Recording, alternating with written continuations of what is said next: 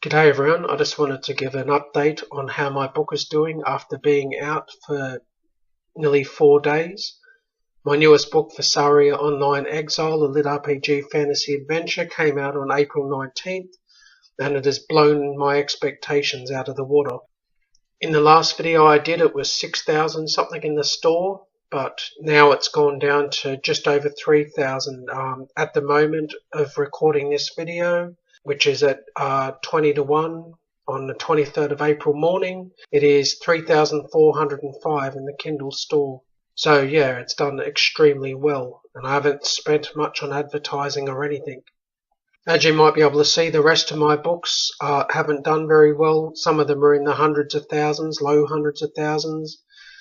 But my 3 books, Ruins of a Lost Sun, Fall of a Lost Sun, and Dawn of a Lost Sun, are 1 million plus. Those books are basically dead in the water. So it's absolutely awesome that I've had a hit with Vesaria Online. Alright, here's Vesaria Online's product page. I've got a #1 new release in Australia and Oceania, however you say that word, literature. And I've also have a #1 new release in book steampunk. Not ebooks steampunk, book steampunk. The ebook category of the steampunk is a lot more competitive, but I'm still in the top 20. But I'll go into that in a minute. So this is the store page with the tag on it. I wish I had the bestseller tag.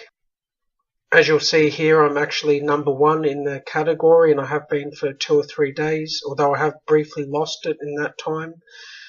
I'm not sure what the criteria for getting a bestseller rank is, but I guess it's not just hitting #1 in a category. So maybe you've got to be like 1,000 in the store or something. So my book is 3,405 paid in the Kindle store as of this moment. Unlike my Lost Sun books, I actually got a lot of also boughts for this book, so there's a lot of hot selling books, bestsellers, and other ones that are really high in the store as my also boughts, and they're all lit RPG, which is great. And my second book, Vesaria Online Void, is the second along in the also bought list, which is also great. Alright, this is the bestsellers in steampunk science fiction in the Kindle store.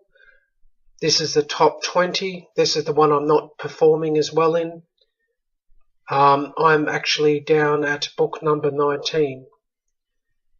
And when you consider how many big-time authors are in this list, like lit RPG authors like James Hunter there, and then Lindsay Baroka and stuff, I think it's absolutely awesome. I'm in number 19, like on the front page of this list on the American store.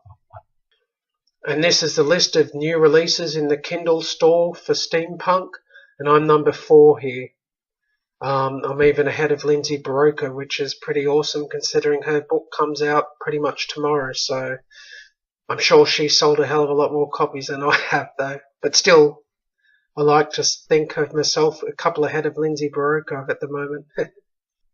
Alright, now we're in the bookstore, in the steampunk category in the bookstore, and I am #7 in this list, which is again awesome.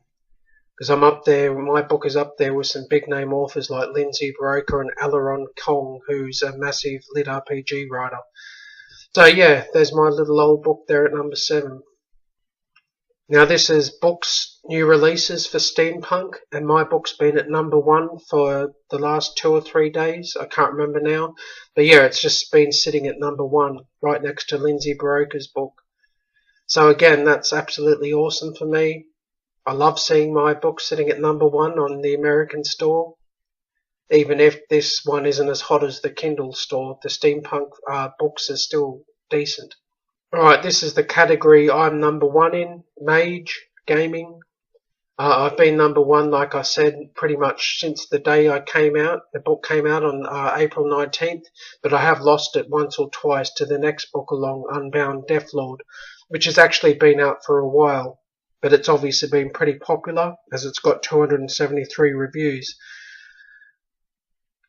I really hope my book starts getting reviews soon. I put a call to action to review in the back of the book. Originally it only had one call to action, which is to grab book 2, as I kind of want to put short-term money over anything else just so I can reinvest in my books, as I've had money issues. So And then I decided to also put the review one in there. I wanted to keep the calls to action as minimal as possible, simply because I know when there's a mix of calls to action, people are less likely to act on them. Alright, this category was very, very easy to rank in.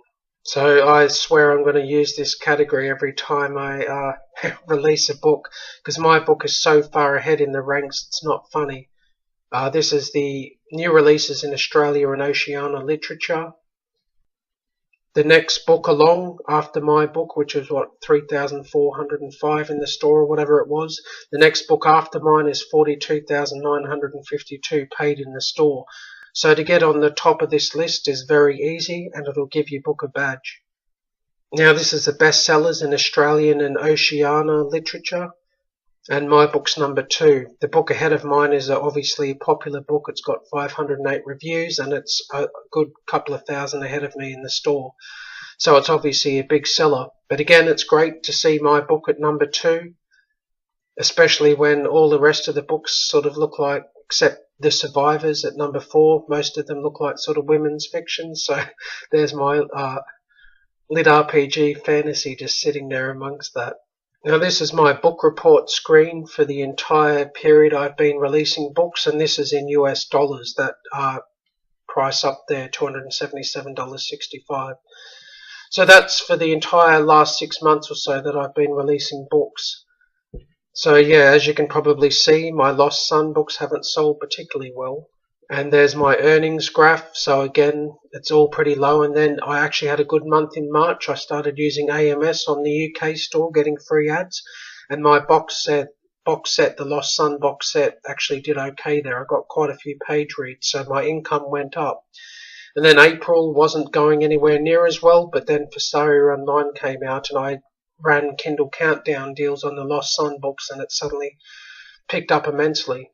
So here's my earnings per books. Even though Fasaria Online's only been out a bit more than 3 days, it's already got 40%, just over 40% of my entire income for books. And yet Heir to a Lost Son has been out for, 6 months. So Fasaria Online's just exploded out the gate. Remember, these things are in, for Australians, these are in American dollars, so it'd be more if it was Australian dollars.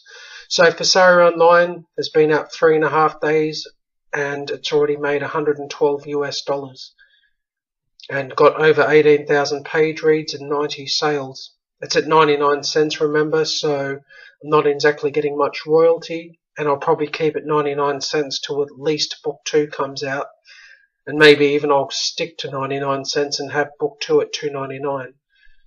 So overall, my Lost Son series box set is the second highest income earner, but Fasaria Online has just exploded out the gate for me. I never expected to have the level of success it's had so far.